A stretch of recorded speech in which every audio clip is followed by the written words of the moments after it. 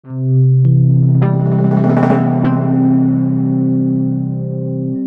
morning, everybody. Good morning. Welcome to Super Bowl Sunday. I just want to clear something up right now. I know there's all this Super Bowl stuff and football, all this kind of stuff going on. 49ers, the Ravens.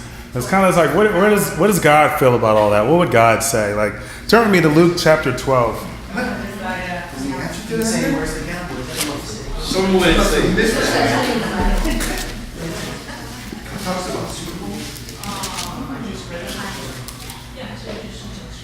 Come on, bro. And starting at verse 24, it says, "Consider the ravens." All right, let's stop there.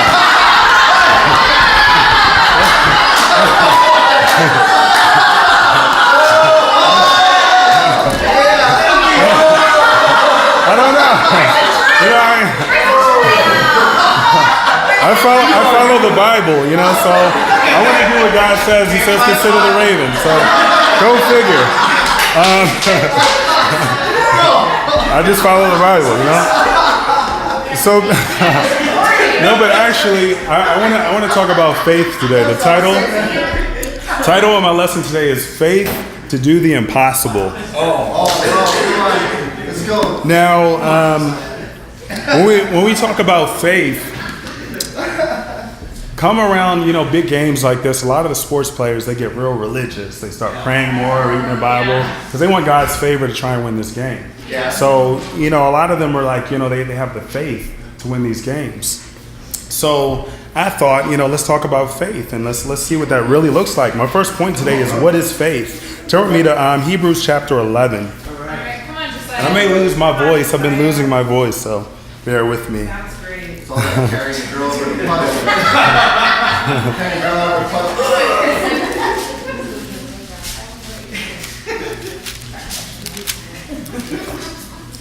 Come on, Josiah.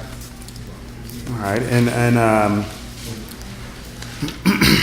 there's different translations of the Bible, obviously, and there's a lot of different ways, that the words are worded. This one here, it says, "Now faith is being sure of what we hope for and certain of what we do not see." There's another translation, which I really like this one. It says, "Faith is confidence in what we hope for and assurance about what we do not see." Now, I've known this verse for a long time, but for some reason, the last couple of days, it's just stood out to me in a different kind of a way. Now, if you take a sport player, for example, and you ask them, do they have the faith that they're going to win the game? Then a lot of them are like, yeah, I have the faith we're going to win this game. But if you look at the verse, faith is confidence in what we hope for and assurance about what we do not see. So the first part, the confident in what they're hoping for, a lot of these players, they're confident in what they're hoping for, as a lot of us are. But if you look at the assurance, take that word right there. If you look up the word in the dictionary, it says a positive declaration. So basically it's saying, I'm positive. And then it also said a promise. So if you rephrase it again and you say, okay, I'm confident in what I'm hoping for, that we're going to win this game. And if he was to say, I'm positive we will win, or he was to say, I promise we're going to win, then it would be like, how can you promise that? You're not God. You don't know the future.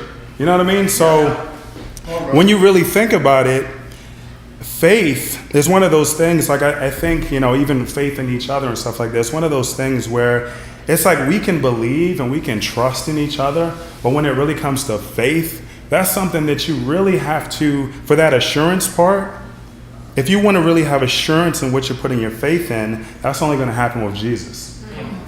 Because you can put faith in me, but I can be a faithful person. You can trust me and you can believe that I'm going to do what I say. But as far as that assurance part, I'm going to let you down sometimes. I can let you know that now. Yeah. This player, or players who have faith that they're going to win, they may not win because it's not a guaranteed thing. They can't be positive. So the only thing that you can really put your hope and your faith into and be assured that it's going to happen is God. So now that we just kind of cleared that a little bit, what I want to do for this lesson is I want to look at 3 stories about faith, and then I want to break them down just so we can kind of get a better understanding of where we may be at and where we want to or should be at. So let's start off and let's turn to Matthew chapter 14. Come on, brother. Build our faith. Come on, Josiah.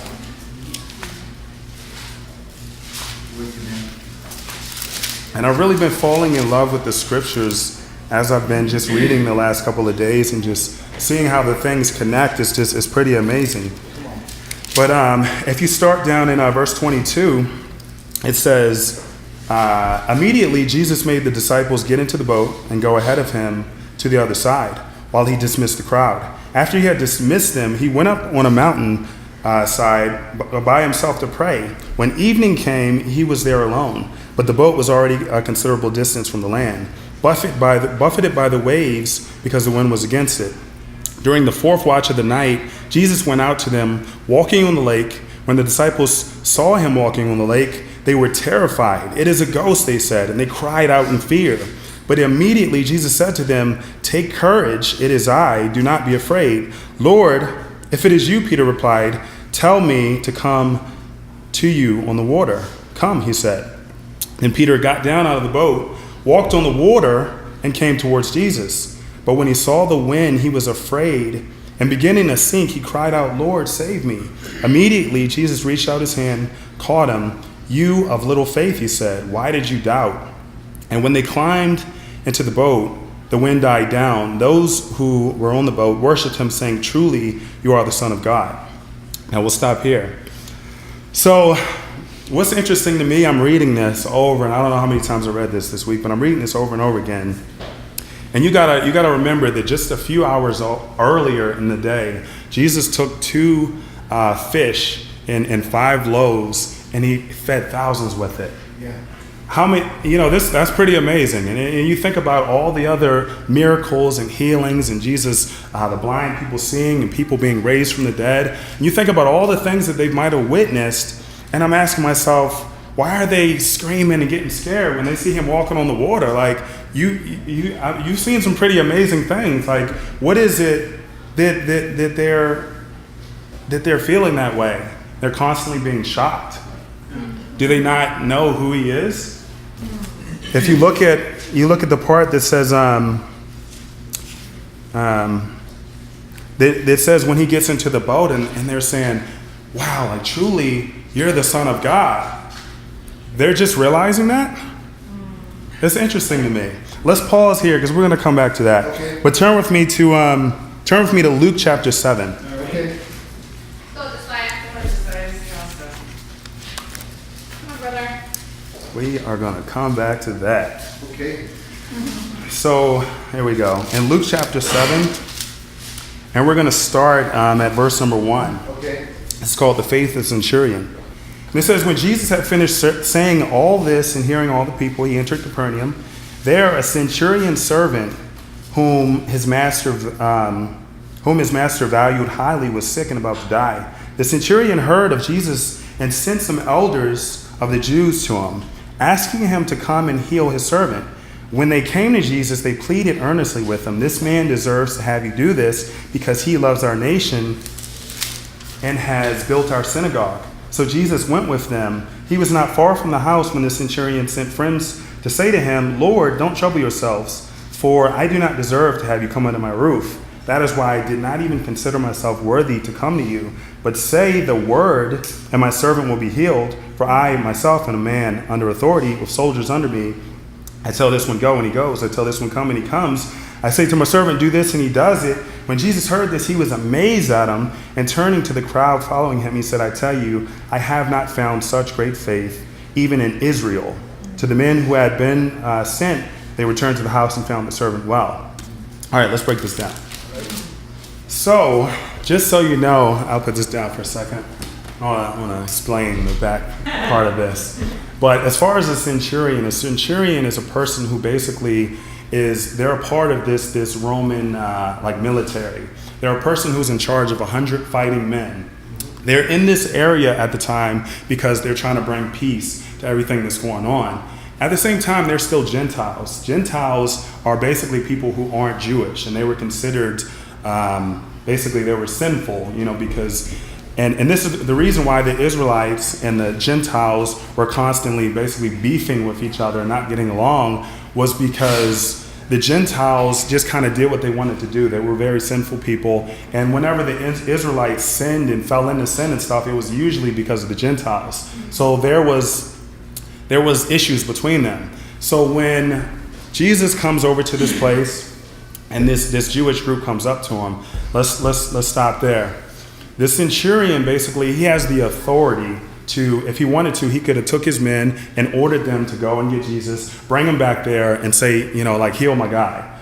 But what they said in the verses, they're saying that this was a man who was not like the rest of the Gentiles. He wasn't like the other centurions. In the Bible, there's 3 centurions who came to believe. This was one of them. This guy was one of them. One of them was the centurion that was at the cross. And the other one is in Acts 10, who became, Cornelius, who was a brother and did awesome things for God.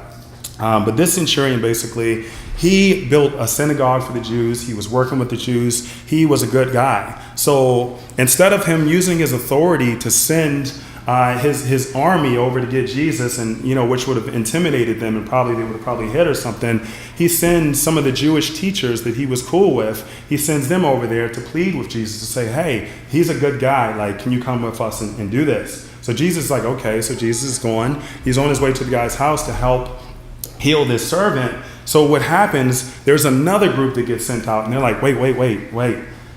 He's saying that, you know what, he's not even worthy for you to come under his roof. See, at the time it was unlawful for Jewish people to go into the homes of Gentiles because they were sinners and they were, it was unclean. So first of all, he's being humble by saying, look, you know what I mean? He had the authority to make him come, but he's being humble by saying, wait, look, I'm not even worthy for you to come under my roof. I'm not even worthy for me to come out there myself and talk to you. So he was very humble, first of all. So he sends this next group out, and he's like, but if you just say the word, I know my servant is going to be healed. Wow. He was like, I too am a man of authority. And he goes on to say, I tell him go, and he goes. I say jump, he jumps. Check this out. This centurion, I'm going to tell you why Jesus was amazed with this whole centurion. He was actually marveled at this centurion. There's 2 times in the Bible where Jesus was marveled. It was at this centurion's faith, and it was at the lack of faith from a previous town he had went to. But we'll get to that. But anyway, so the centurion is basically saying, if you just say the word. Now, I'm going to start, here's where we're going to connect with the disciples. The centurion believed, number one, first of all, that Jesus had the authority to heal. He recognized Jesus for being the Son of God. See, because he worked under Caesar, if Caesar was to say something, Caesar wouldn't need to physically be there. All he would have to do is say something and it would get done. He recognizes Jesus' authority and the kingdom that Jesus is a part of greater than Caesar, greater than anything he's ever witnessed. He truly believed that Jesus was the Son of God, and he truly believed that he could just say the word and Jesus would be healed. Now, this is something this was like a whoa, a Keanu Reeves, whoa. This was like one of those moments for Jesus, because Jesus is like, wow. Because think about this. Up until this point, if you think about Mary and Martha, and they were saying, Jesus, if you were just there, my brother Lazarus wouldn't have died. The leper who came to Jesus, and he's saying, Jesus, if you just touch me, I know I'll be healed. The woman who was bleeding for years and said, if I can just touch the hem of his garment, I know I'm going to be healed. These people had great faith, but this man, his faith was even greater than their faith, because he believed, you know what? I don't even need Jesus to physically be there. All I need is for him to say the word. Do you believe in God's word today? That much. That the word can change things. That the word, Jesus' words, can heal. This guy had such faith, more faith, and this is why Jesus ended up saying, this guy has more faith than anyone I've seen in Israel. Where were Jesus' disciples from? They were from Israel. So everybody Jesus walked around with every single day, he's saying this man has greater faith than everyone that's around me. And he's saying that because this guy, he believed something that other people didn't even realize. Wait a minute, I don't need Jesus physically there. If you think about us today, Jesus is not physically here. So what is it going to take when we need a healing? What is it going to take when we need changes to happen in our lives? You're having issues, you're having this, maybe your marriage, maybe your money, maybe whatever it is. Jesus is not able to physically come and touch you or to touch your finances or do this or do that. You have to believe. You have to have faith. Right. See, I think one of the things that held the disciples back, if you kind of realize it, is that they were constantly around Jesus. And because they're constantly around him and they're seeing all the miracles and all the things that he's doing, they're like, wow, okay, I see what he's doing and I believe. But when Jesus wasn't there, was their faith still that strong? Did they still have enough faith to believe that changes could happen and that people could be healed and that God was still with us because his word is with us and his word is good enough? Come on. So Jesus is like, whoa, like he's like, this guy has great faith. Now, another thing you have to think about is that it talks in the chapter either before or after this story here, it says that a prophet is not accepted in their own town. Now, what this basically means, if you think about it, we have Barack Obama, who's the president of the United States. Now, Barack, anywhere he goes, he gets respect because he's the president of the United States. If Barack was to go to his hometown, there's probably some people like, hey, Bob, how you doing? They would know him in a different kind of way. It wouldn't be so much because they've seen him grow up. They've seen how he was raised. They have respect for him, but they've seen him, so it's not necessarily like everyone else. And this is one of the issues that Jesus was having with not only the Israelites, but even his own disciples who was with him. They're like, you know what? I believe in you. I believe something great is going on, but I went to school with you. I saw you. I know your mom. I know your cousins. It's hard for me to believe you're saying you're the Son of God. It's kind of hard for me to believe that because I saw you grow up. So this is very important to understand that Jesus was the Son of God. And this is something where you go back to the first story we read with Jesus walking on water. They always needed a sign. They always needed some kind of miracle. Even Peter says, if it's you, Lord, tell me to come. If it's you, Lord, like if it's me. And again, with them being scared, like, I don't think when Jesus was coming across, he was coming like, I don't think that was happening. I like to think he was kind of walking across like Denzel, with the. Y'all scared? Why y'all scared? It's me. So they're as far as when he's telling them, your lack of faith. Their lack of faith was, if you think about it, they saw the miracles, they saw everything was happening, but what they were missing was the fact that for them to truly believe that he was the Son of God. That's the big disconnect that was happening with his own disciples and most of the Israelites. And then you have this Gentile person who's like I believe. Let's look at another story. Turn to Matthew chapter 15.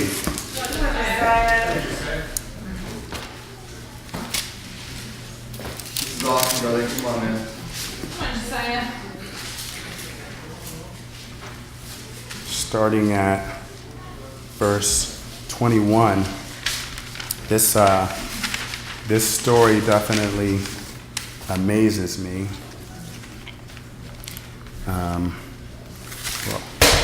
I dropped something. Long way down.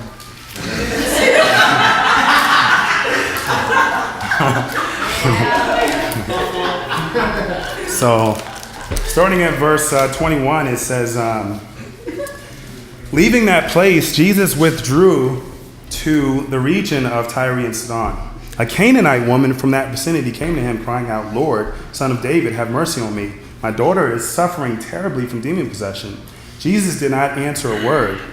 So his disciples came to him and urged him, send her away, for she keeps crying out after us. He answered, I was only sent to the lost sheep of Israel. The woman came and knelt before him. Lord, help me, she said. He replied, it is not right to take the children's bread and toss it to their dogs. Yes, Lord, she said, but even the dogs eat the crumbs that fall from their master's tables. Then Jesus answered, Woman, you have great faith. Your request is granted, and her daughter was healed from that very hour. Now let's break this down and let's tie that in there with that. Come on, Josiah. Break it down. So you have basically Jesus, what's going on here? What's going on here? Never know what's going on here. But you have Jesus basically who, he had different missions that he went on. And at this particular time, his mission was to reach the Israelites and to try and, really get them believing and stuff. It says he withdrew to this place, Tyre and Sidon. First of all, there was no coincidence that he went there because this place was between 30 and 50 miles away from where his area was. So he intentionally went there. There was no coincidence that he was there. So he goes there. So while he's there, you got to realize at the time why Jesus is constantly trying to convince the Israelites that he's the Messiah. And he's being challenged to prove it with a sign, like always, just like Peter. Well, if you call me, if you're really Lord, then call me to you. Even his own disciples are constantly challenging him to show some kind of sign. It's important to understand that Jesus is Lord, and that's something that the Israelites just keep, because I guess they grew up and they saw him and stuff like that. That's something they just struggling with. Yeah. They were seriously struggling with, really believing that he was really the Son of God.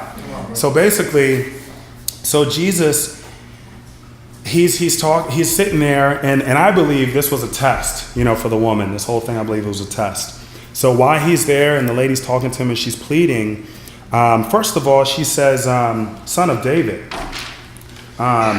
I think it's interesting that she says Son of David because and you don't have to turn there, but in 2 Samuel 7:14-16, it's prophesied that from David's family, Messiah is going to come, who's going to be the Savior, truly like the Son of God. That was the prophecies back in 2 Samuel chapter 7.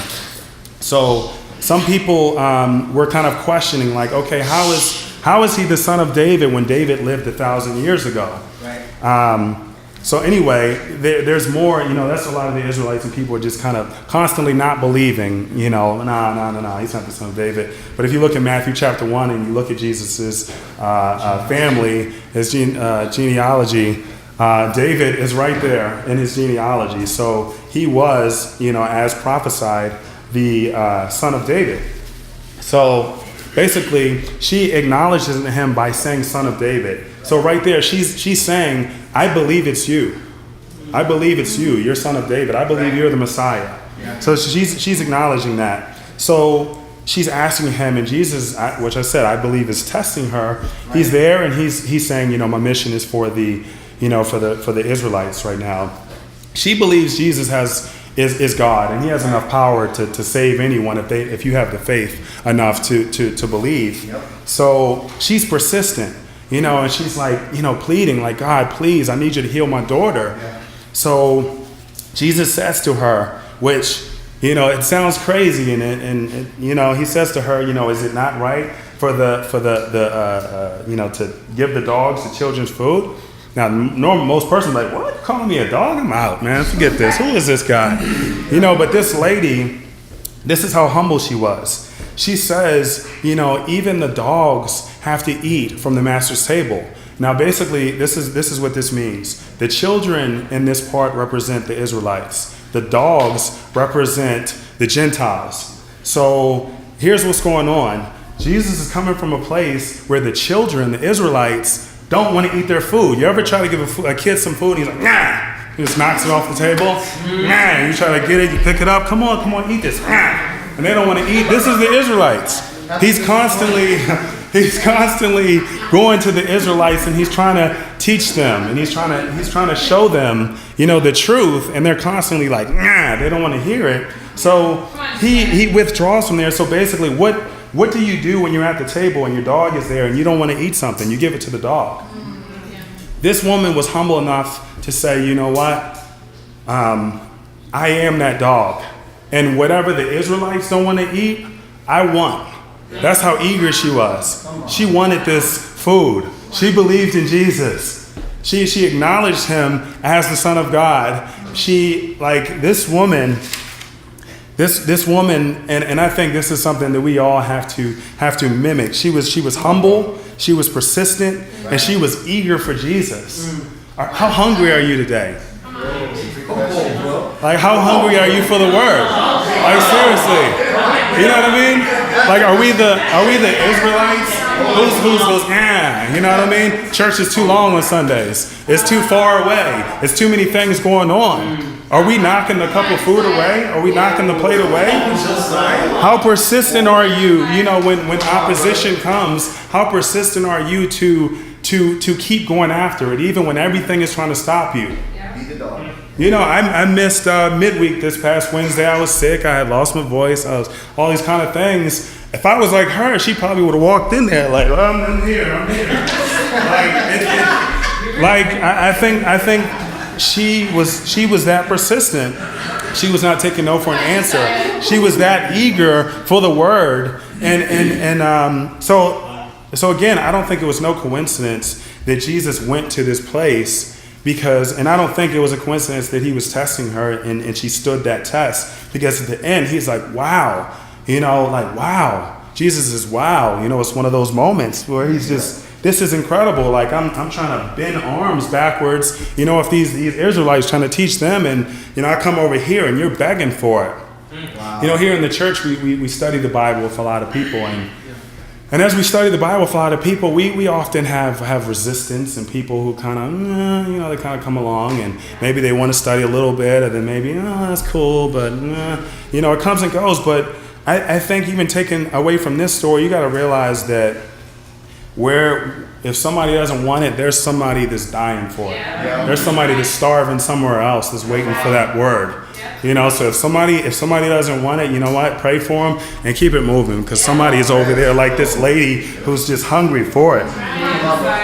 So I look at I go back to Jesus walking on the water in Matthew, and come on, brother.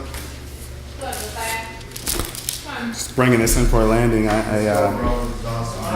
I look at, you know, verse 32 and verse 33, and it says, when they climbed back into the boat, the wind died.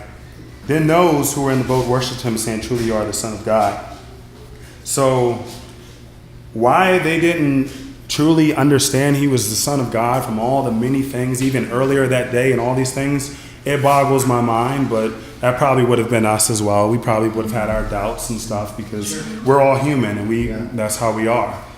I do recognize Peter's faith in the fact that he stepped out.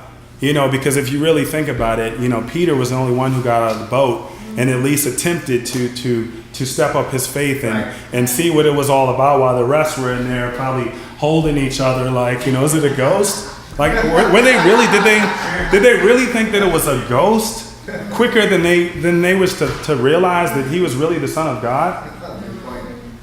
And then when they do kind of realize and they see Peter and he's walking, all this happens, and they say, truly you are the Son of God, you know, one of the things that I think we got to really think about today is, like, where are we at? Are we the disciples where we need to see something? Like, God, I need you to fix my finances. I need you to fix my marriage. I need you to fix this, and I'll believe that it's you. I'll have faith if you do these things. Or are you like the Canaanite? Or are you like the centurion who truly believes that he's the Son of God, and that's willing to put your faith into him and knowing that he has that kind of authority to fix all of those problems?